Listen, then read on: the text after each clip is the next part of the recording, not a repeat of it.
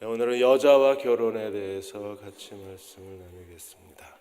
2016년도 결혼과 이혼 보고서가 지난 3월에 발표가 됐는데요. 작년 평균 결혼 초혼 연령도 남자가 32.8세, 여자가 30.1세입니다. 여러분의 자녀가 결혼 늦게 한다고 고민하실 필요가 없어요. 지금 다 늦어요. 그래서 남자는 32.8세, 여자는 30.1세. 남녀가 모두 초혼인 혼인은 78.5%고요. 그 다음에 재혼하는 분들이 11.4%가 되어서 재혼하는 분들이 점점점 늘어나고 있습니다. 외국인하고 결혼한 부부도 2만 600건이나 돼서 2만 쌍이면 거의 4만 명. 그 다음에 이혼은 줄었습니다. 결혼이 주니까 이혼이 줄어요. 그래서 이걸 어떻게 해석해야 되나, 좋아해야 되나, 그냥 어떻게 이걸 반겨야 되나 고민들이 있다고 그랬습니다. 이혼 건수는 2016년 한 해 동안에 10만 7,300건이 이혼을 했습니다. 하나님께서 두 번째 창조 기사가 2장 4절에서 25절까지 기록되어 있는데, 두 번째 창조 기사의 주제는 관계라 그랬습니다. 하나님과 인간의 관계, 그리고 인간과 자연의 관계, 그리고 남자와 여자의 관계. 이래서 하나님은 천지를 창조하시고 가장 중요한 창조의 핵심이 관계입니다. 이 관계라는 단어에서 죄라는 단어가 나오고, 관계라는 단어에서 의라는 단어가 나온 거예요. 의는 올바른 관계고, 죄는 깨어진 관계입니다. 그래서 창조된 인간에게 가장 중요한 단어는 관계입니다. 하나님이 먼저 2장 18절에서 23절까지 여자를 창조하셨다고 했습니다. 하나님은 삼위일체 하나님이시기 때문에 남자가 혼자 독처하는 것이 좋지 않다고 해서 2장 18절에도 하나님이 혼자 사는 것이 좋지 아니하니 내가 그를 위하여 돕는 배필을 지으리라. 아예 처음부터 같이 지으시지, 아담부터 지어 놓으시고 하나님이 돕는 배필이 혼자 있으니까 진짜 안 좋다. 그래서 돕는 배필을 지으리라. 20절에도 돕는 배필이 없으므로 두 번이나 하나님이 돕는 배필이 필요하다는 걸 아시고 하나님께서 여자를 창조를 하셨습니다. 그래서 하나님이 그 여자를 창조하신 과정이 아담이 깊이 잠든 다음에, 그래서 인류 역사 최초의 마취 의사가 하나님이라고 그랬습니다. 그래서 마취과 의사들은 이 창조부터 존재한 의사들입니다. 하나님이 갈비뼈를 깊이 잠들게 하고 갈비뼈를 빼서 그래서 여자를 만들었다 그랬습니다. 그런데 갈비뼈가 아니고 옆구리에서 여자가 나왔다고 했습니다. 아담이 이 여자를 보고 남자에게서 취하였은즉 여자라 하리라고 그렇게 대답을 했습니다. 그래서 남자는 이쉬고 여자는 이샤라는 그런 단어의 뜻을 갖습니다. 하나님께서 돕는 배필을 지으셨는데, 돕는 배필은 아주 알맞은 협력자, 그리고 어울리는 협력자, 여러 가지 의미로 해석할 수 있는데 가장 좋은 말이 알맞은, 아주 완벽한 내조자를 하나님이 창조하셨어요. 이 하나님께서 여자를 창조하시면서 돕는 배필이라는데, 돕는다는 말이 워낙은 하나님에게 쓰여지는 단어입니다. 이사야 46장 1절에 하나님은 우리의 피난처요 힘이시니 환난 중에 만날 큰 도움이시라. 그런데 하나님이 여자를 돕는 배필로 지으셨어요. 그래서 돕는다는 단어가 하나님이 하시는 고유의 사역이 도움이고, 동시에 여자가 하는 중요한 특성이 돕는다는 겁니다. 그래서 하나님께서 여자의 중심 단어로 도움이라는 단어를 하나님이 쓰셨기 때문에 여자로서는 굉장히 큰 영광스러운 거예요. 왜냐하면 하나님이 큰 도움이라고 그랬는데 하나님의 그 도움이라는 거룩한 특성이 여자의 거룩한 특성이 되었기 때문입니다. 그래서 1장에서 첫 번째 창조 기사에서 하나님이 안식을 창조하셨다면 2장 4절에서 25절까지 두 번째 창조 기사에서는 여자를 창조하셨어요. 그래서 남자에게 가장 중요한 두 가지가 안식과 여자입니다. 그래서 우리는 하나님이 왜 남자와 여자를 창조하셨는가를 알고 그리고 이 여자라는 존재적 가치를 깨달아야 돼요. 근데 우리는 이 여자에 대한 존재적 가치를 잘 깨닫지를 못합니다. 이런 말이 있습니다. 여자는 남자가 변할 거라고 믿고 결혼을 합니다. 결혼하면 이 남자가 바뀌어지겠지라고 변할 것을 믿고 결혼하지만 남자는 절대 변하지 않습니다. 남자는 이 여자가 절대 변하지 않을 거라고 믿고 결혼하지만 여자는 결혼하자마자 돌변합니다. 내가 사랑한 여자가 아니에요. 결혼에 대해서 남자도 후회하고 여자도 후회합니다. 여자는 후회하면서 이 남자랑 결혼한 걸 후회하면서 자기와 결혼해 달라고 프로포즈한 남자를 떠올립니다. 남자는 자기와 결혼하지 않고 그리고 자기가 헤어진 여자들을 다 떠올립니다. 결혼이 지긋지긋한 거예요. 그래서 결혼 얘기를 안 했던 여자들을 다 추억의 여자들로 떠올린다 그랬습니다. 수명은요, 결혼한 남자가 결혼하지 않은 남자보다 훨씬 더 오래 삽니다. 그런데 더 많이 죽고 싶어 하는 게 결혼한 남자들입니다. 술만 먹으면 죽고 싶다 그럽니다. 하나님께서 남자와 여자를 창조하시고 그리고 24절 25절에 결혼 제도를 만드셨어요. 먼저 아담이 그 하와를 보고 뭐라 그랬습니까? 23절에 아담이 이르되 이는 내 뼈 중에 뼈요 살 중에 살이라. 그러니까 여자는요 남자의 신체의 일부예요. 뼈 중에 뼈, 살 중에 살. 왜요? 옆구리에서 나왔으니까 자기의 신체의 일부잖아요. 그러므로 여자와 남자는 같은 한 몸에서 나온 겁니다. 브루그만은 뼈 중에 뼈, 살 중에 살이라는 표현이 도대체 무슨 뜻인가에 대해서 구약성을 연구를 했습니다. 구약성경에서 그 유다가 다윗을 왕으로 세운 다음에 북부지파 사람들이 다윗에게 와서 사무엘하 5장 1절에 보면 다윗에게 이렇게 말해요. 왕이여 우리는 왕의 골육이 뭐예요? 뼈와 살. 우리는 왕의 골육입니다. 뼈와 살입니다 라고 고백했을 때 이 뼈와 살의 고백은 충성의 뜻이 있다는 겁니다.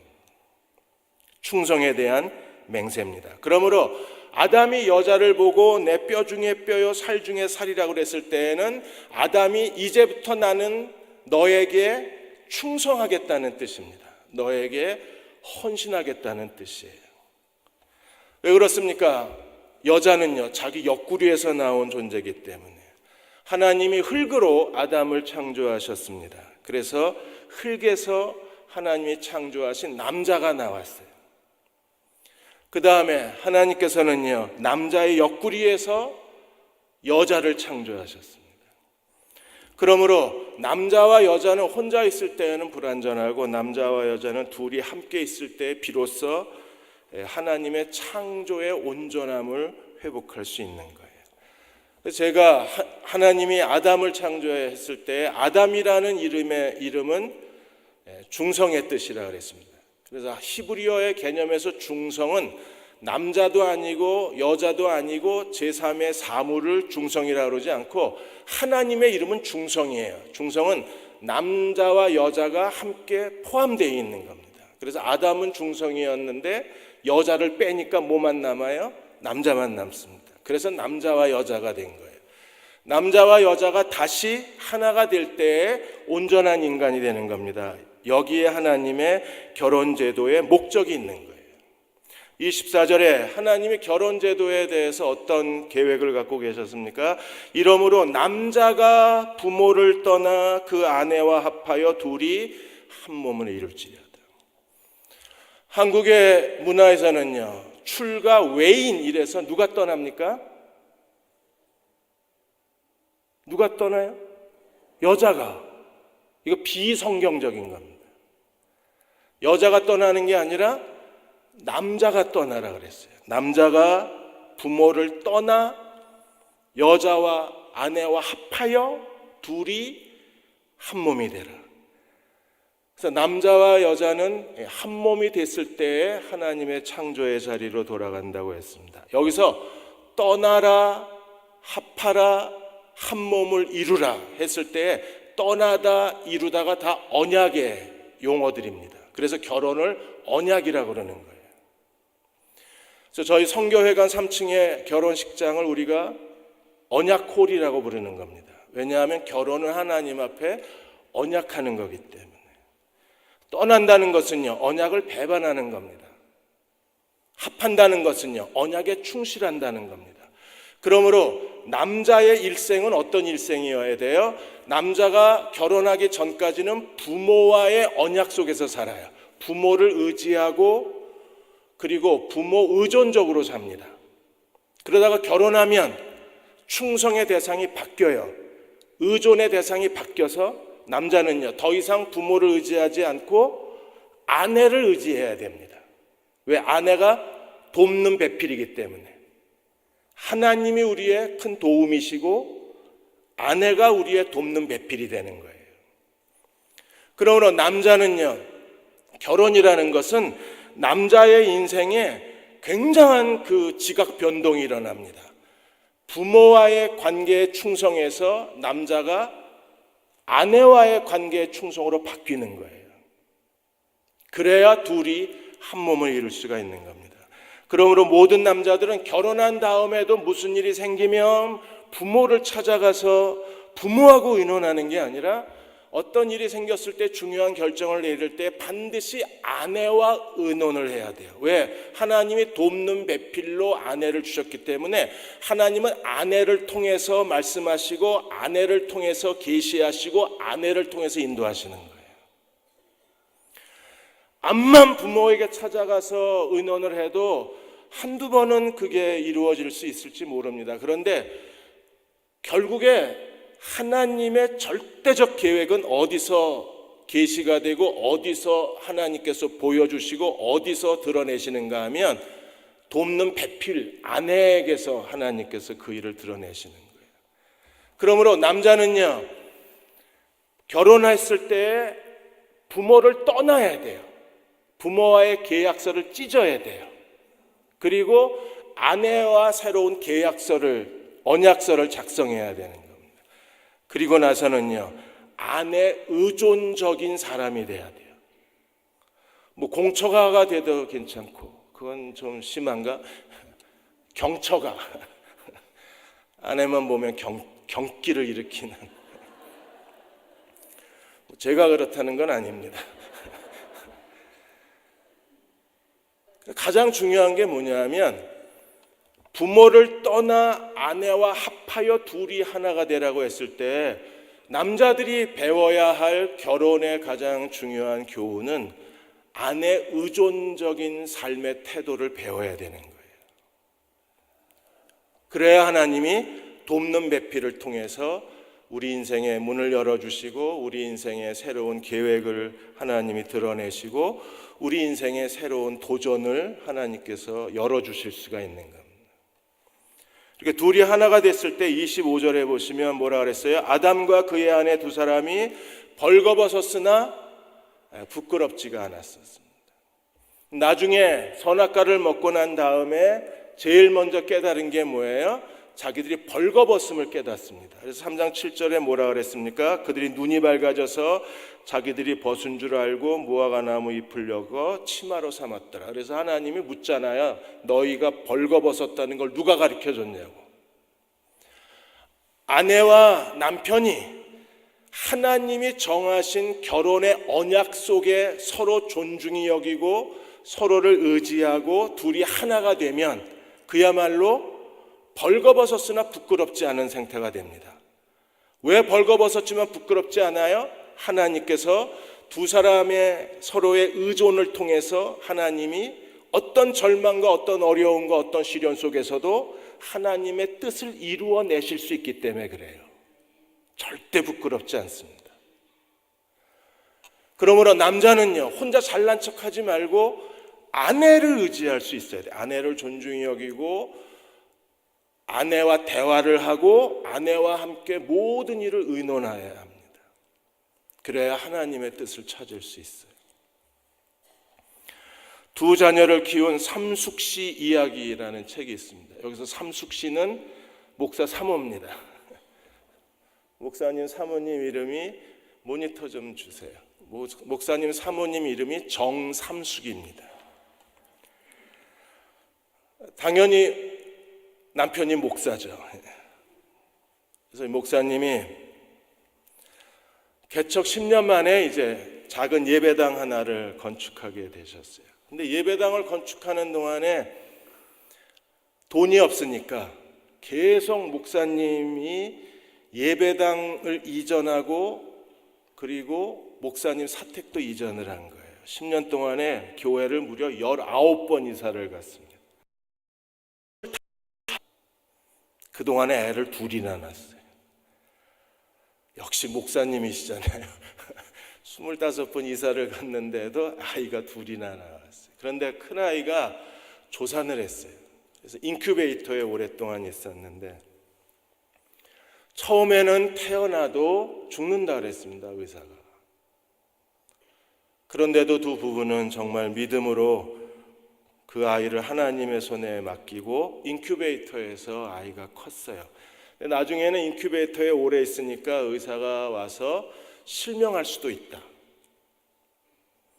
애가 빛에 너무 노출이 됐으니까 실명할 수도 있다. 그리고 뇌가 정상 발달이 안 될 수도 있다.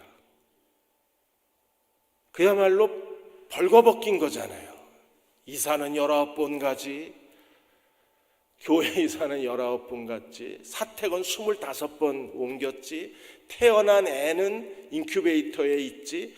여러분, 이것보다 더 벌거벗긴 상황이 있을 수 있어요. 그런데도 목사님은 어쨌든 목회를 해야 되니까 아이들을 다 사모님에게 맡긴 거예요.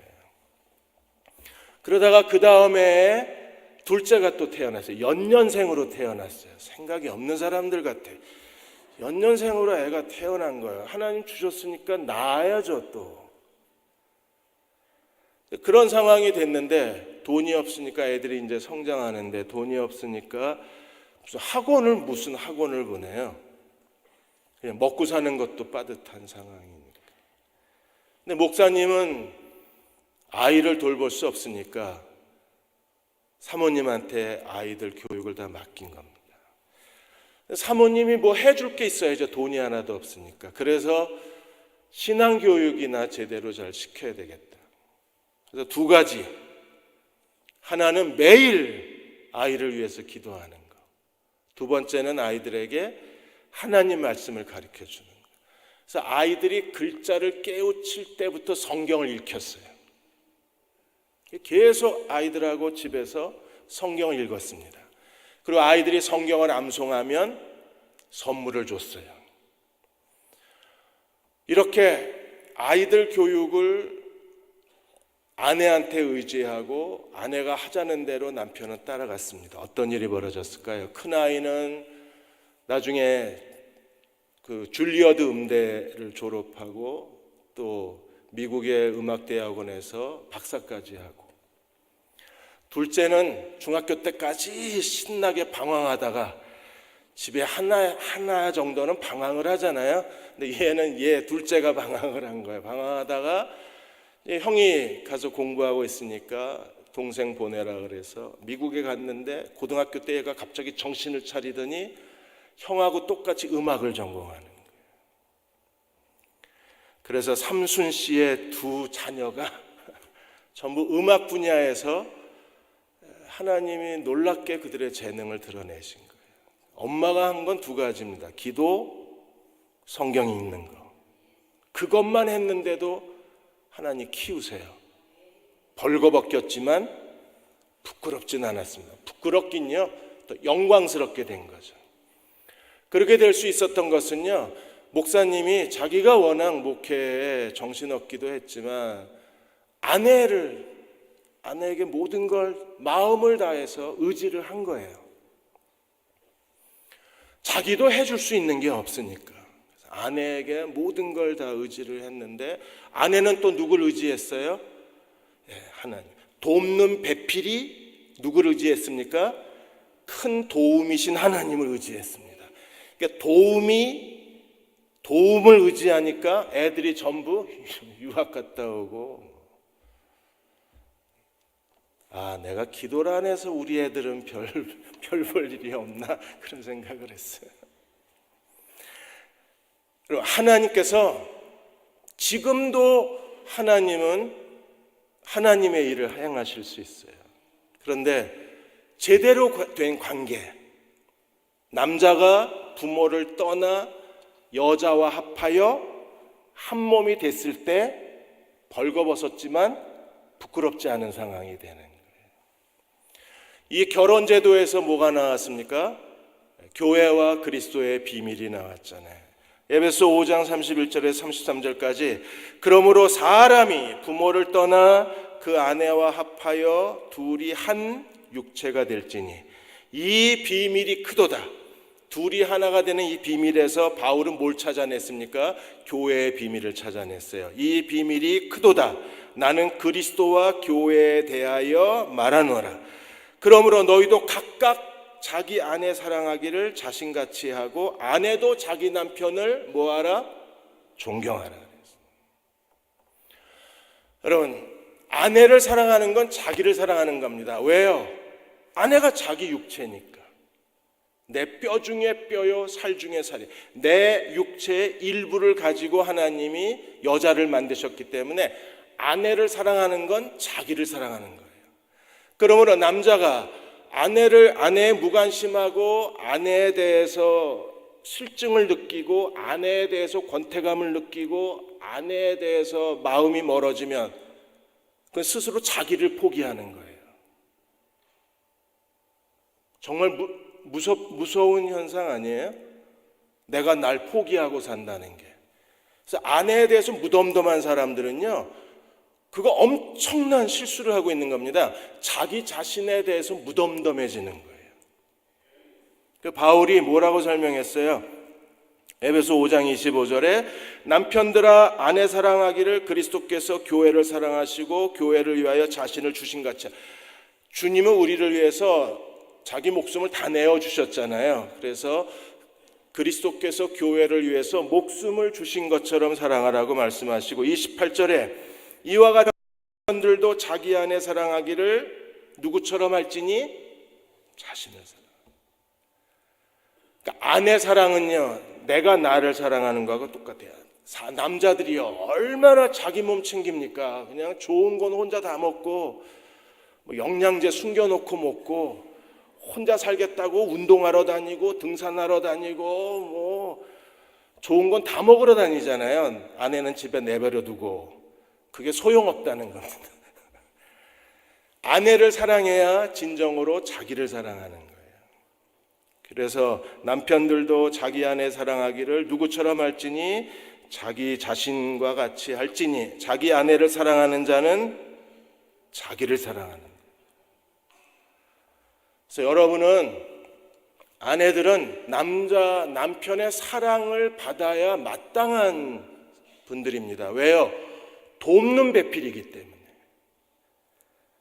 아내가 팔짱 딱 끼고 너 나 없으면 너는 빈 껍데기야 그러셔도 돼요. 왜? 하나님이 돕는 배필로 지으셨기 때문에. 너 발버둥 쳐봐라. 야 네가 못 되나. 우리가 하나님 없이는, 하나님의 큰 도움 없이는 아무것도 못하잖아요. 그런 것처럼 아내를 의지하지 않고는 아무것도 할 수 없는 거예요. 그렇게 아내를 함부로 대할 존재가 아닌 겁니다. 우리가 남편 나이 많으면 그 부인들이 남편을 영감이라고 부르잖아요. 근데 영감은요, 조선시대 때에는 정상품을 우리가 영감이라고 불렀습니다. 종이품, 정상품을 영감이라고 그러고, 종이품은 대감이라고 그랬어요. 대감 밑에 영감입니다.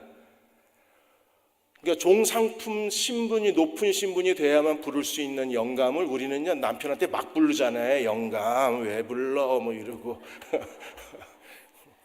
그리고 아내를 우리가 뭐라 그래요? 마누라라고 그럽니다. 마누라가 마노라입니다. 그 조선시대 마노라는요, 왕이나 대비를 말할 때 마노라고 그랬어요. 그러니까 최상위, 최고의 높은 지위를 가진 사람을 마노라라고 그랬습니다. 근데 이게 양반 싼 놈의 이 신분 제도가 붕괴되니까 그때부터 자기 아내를 마노라라고 불렀어요. 그냥 대비마마 외에는 붙일 수 없고 왕에게만 붙일 수 있는 마노라를, 이제 신분 제도가 없어지니까 남자들이 자기 아내한테 막 갖다 붙인 거예요. 마누라라고. 진짜 마누라처럼 해야 돼요. 세상에 최고의 신분을 가진 사람처럼 아내를 대해줘야 합니다. 왜냐하면 하나님의 돕는 배필이기 때문에 그렇습니다. 아내 여러분은 어떻게 해야 됩니까? 제발 남편 좀 존경해 주십시오. 성경이 그랬잖아요. 뭐라 그랬어요?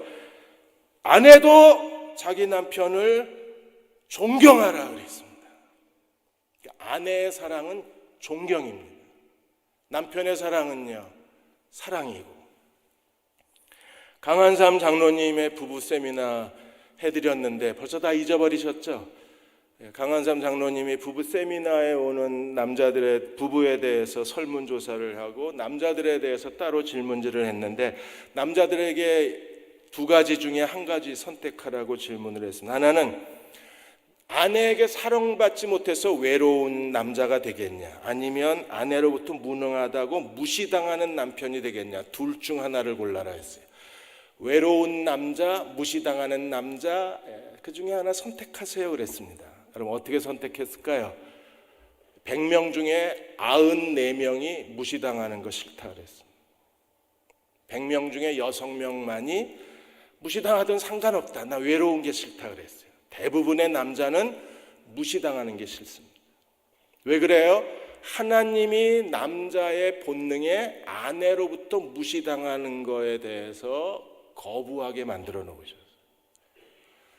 그러니까 남자가 언제 최고의 자기 능력을 드러낼 수 있느냐 하면 아내에게 존중받을 때 남자가 최고의 능력을 드러내고, 아내에게 칭찬받을 때에 남자는 더 성숙해져서 아내를 자기 몸처럼 사랑할 수 있는 거예요. 존경하십시오. 그리고 남자 여러분들은 아내를 사랑하십시오. 여기서 말하는 사랑은 더 이상 어려운 일 생기면 부모님 찾아가서 도와달라고 손 내밀지 말고 이제부터는요, 아내와 함께 무릎을 꿇으십시오. 그럼 하나님이 새로운 하나님의 뜻을 보여주실 것입니다. 이제 마지막으로 선악과에 대해서 살펴보겠습니다. 2장 9절에 하나님이 그 에덴 동산을 창설하시고 그 땅에 보기에 아름답고 먹기에 좋은 나무가 다 나게 하셨어요. 그런데 그 풍성한 열매 가운데 하나님이 생명나무와 선악에 아는 나무를 그 가운데 두셨습니다. 16절 17절에 선악과에 대해서 한 번 더 얘기를 합니다. 여호와 하나님이 그 사람에게 명하여 이르되 동산 각종 나무의 열매는 네가 임의로 먹되 선악을 알게 하는 나무의 열매는 먹지 말라. 네가 먹는 날에는 반드시 죽으리라. 하나님이 단 하나의 나무만 금하셨어요. 다 먹어라. 그런데 선악을 아는 나무를 먹으면, 선악과를 먹으면 네가 정령 죽으리라 그랬습니다. 여러분, 에덴 동산에 생명나무와 선악을 아는 지식의 나무가 있는데, 여러분 제 목소리 괜찮으신가요? 저는 아주 지금 제 목소리가 이상해요. 여기서 듣는 거. 생명나무는 뭡니까? 우리가 하나님을 의지하고 하나님을 예배하고 그리고 하나님과 하나가 되어서 하나님과 동행하는 삶이 그게 생명나무입니다. 선악을 아는 지식의 나무는 뭘 의미합니까? 선악을 아는 지식의 나무는 하나님 없이 사는 거예요. 하나님 없이 사는데 어떻게 삽니까? 선과 악을 아는 지식입니다. 선과 악을 아는 지식이 뭐예요? 우리 다 먹었잖아요, 아담과 함께. 다 먹었어요, 우리. 선악을 아는 지식의 나무를 다 드셨습니다, 옛날에 아담 안에서. 다 잊어버리셨어요? 선과 악을 아는 지식의 나무는 뭘 상징할까요? 자기에게 가장 이익이 되는 것이 무엇인가를 선택하는 겁니다. 그러니까 자기에게 이익이 안 되면 친구도 등을 돌리고, 자기에게 이익이 안 되면 뭐든지 배반하고, 자기에게 이익이 안 되면 뭐 몇십 년의 우정도 버리는 게 그게 사람의 본성이잖아요. 그 본성이 어디서 왔어요? 선과 악을 아는 지식의 나무에서. 그러므로 죄는요, 선악을 아는 지식의 나무를 먹은 사람들은 죄성을 가졌는데, 이 죄성은요 정말 이기적이고 계산적이고 자기밖에 모릅니다. 자기에게 돌아올 이익이 계산되지 않으면 아무것도 안 합니다. 반드시 자기에게 돌아올 이익을 계산하고 움직이고 행동하는 게 그게 선악가의 사람들이에요. 그럼 하나님은, 우리가 하나님을 경외하면 반드시 축복하십니다. 믿으십니까? 그런데 기복주의는 뭐예요?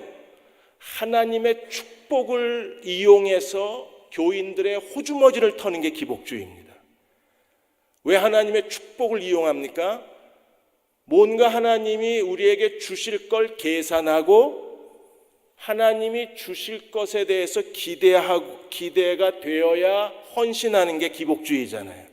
근데 우리는요, 하나님을 사랑하기 때문에 하나님께 헌신하고, 하나님을 사랑하기 때문에 우리가 하나님께 충성된 겁니다. 그 사랑의 결과가 축복이고, 그 하나님께 충성된 결과가 형통함이잖아요. 그러니까 하나님의 축복은 있는 거예요. 그걸 우리가 부정할 수는 없어요. 그런데 이 축복에 이르는 길이 선악을 아는 지식의 나무로 그 길을 가느냐, 아니면 생명나무로 가느냐예요. 우리는 생명나무로 갑시다. 하나님을 사랑하기 때문에 하나님께 충성되게 사십시다. 하나님이 뭔가 주실 것을 계산하고 선악을 아는 지식의 나무의 계산법과 이기심을 따라서 우리가 하나님의 축복을, 그야말로 돈 놓고 돈 먹기식으로 하나님의 축복을 원하는 게 아니라, 우리는요 하나님을 진심으로 사랑하기 때문에 하나님을 섬겨야 돼요. 우리가 남편과 아내의 관계도 마찬가지입니다. 상대방 결혼해서 저 남자랑 결혼하면 계산을 해요. 사랑하기 때문에 결혼한다고요? 천만에요. 다 거기에는 뭐가 깔려 있어요? 계산이 깔려 있습니다. 저 남자랑 결혼하면 내가 뭘 얻을 수 있을까? 저 여자랑 결혼하면 내가 뭘 얻을 수 있을까? 그것 때문에 결혼을 하는 거잖아요. 그러니까 결혼에도 어느 사이에 생명나무와 선악을 아는 지식의 나무가 충돌하고 있는 거예요. 그래서 전 IMF 상임이사였던 오종남 씨가 결혼 주례할 때마다 행복 지수를 높이려면 상대방에 대한 기대 수준을 낮추라고 항상 주례를 합니다. 연애 때 이렇게 잘해줬으니까 결혼하면 더 잘해주겠지. 천만에요. 연애 때 열을 해줬으면요, 결혼하고 나면 한 3 정도 해줍니다. 그런 말도 있잖아요. 잡힌 물고기에게 누가 미끼를 주냐고. 이게 다 이런 말들이 정말 유아스러운 유치한 말이지만 인간의 내면의 심성이 그냥 드러난 거잖아요. 우리가 서로 돕는 배필이 되고 서로 한 몸을 이루어내려면 우리는 정말 서로 사랑할 수 있어야 돼요. 로마서 14장 17절 18절에 하나님 나라는 먹는 것과 마시는 것이 아니요. 먹는 것 마시는 것은 뭘 뜻합니까? 나밖에 없잖아요. 먹고 마시는 즐거움은. 모든 쾌락을 누가 누려요? 먹고 마시는 사람만 누리잖아요. 그런데 하나님 나라는 먹고 마시는 것이 아니야. 오직 성령 안에서 의와 평강과 희락이라. 이로써 그리스도를 섬기는 자는 하나님을 기쁘시게 하며 사람에게도 칭찬을 받느니라. 우리는 더 이상 계산하지 않고 주님을 섬길 수 있어야 돼요. 그럴 때 하나님이 계산하지 않고 우리에게 복을 주시는 겁니다. 저렇게 예수 믿으면 저거 손해일 텐데, 이 사람 계산 능력이 없는 거예요. 그러니까 하나님이 계산하지 않고 주시는 거예요. 무슨 뜻인지 아시겠습니까? 우리가 다 계산하고 하나님께 드리면 하나님도 다 계산하고 주세요. 근데 우리가 계산하지 않고 하나님께 드리면 하나님도 계산하지 않고 주는. 흑석동교회에 그 김명배 장로님이라는 분이 계신데, 이분이 택시 운전사예요. 수입도 괜찮고 정말 택시 운전을 해서 아이들 다 공부시키고 그랬습니다. 집도 하나 사고 그랬는데 사장이 바뀌면서 주일에도 택시 운전을 하도록 편성표가 바뀐 거예요. 배차 시간표가 바뀌었습니다. 이게 교회 장로님이신데 이게 주일 예배를 못 드리고 택시 운전한다는 게 너무 마음이 아팠던 거예요. 그러다가 어느 날은 주일날 택시 운전하다가 교인한테 걸렸어요. 교인은 예배 드리러 가는데 자기는 택시 운전하고 있는 거예요. 안 되겠다 싶어가지고 이분이 기도하고 하나님께 맡기겠습니다.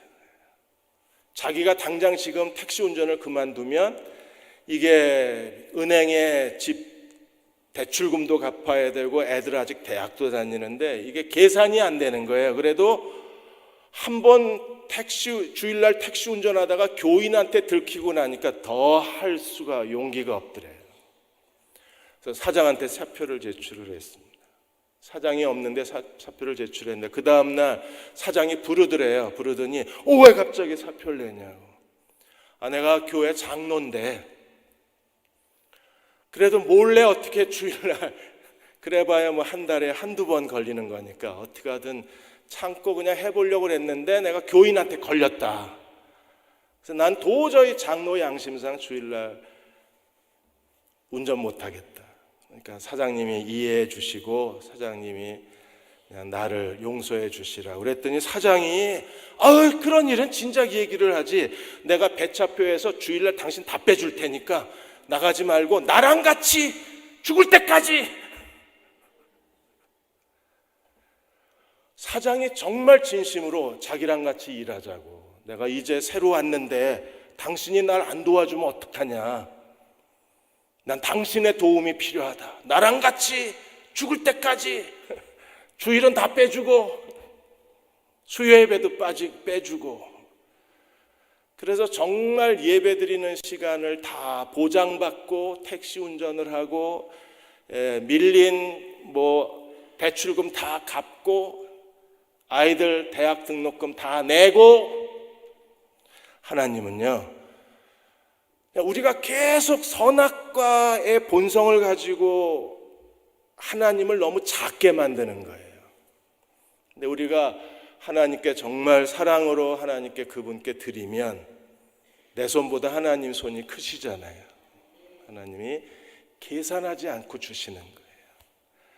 여러분, 창세기의 1장에서의 하나님의 창조, 2장에서의 하나님의 창조에서 하나님이 우리에게 뭘 원하시는가를 알고 정말 행복한 가정을 이루고 그리고 서로의 가치를 존중해주고 서로를 인정해주고 살 수 있는 그런 저와 여러분이 되시기를 주의 이름으로 축원합니다. 기도하겠습니다.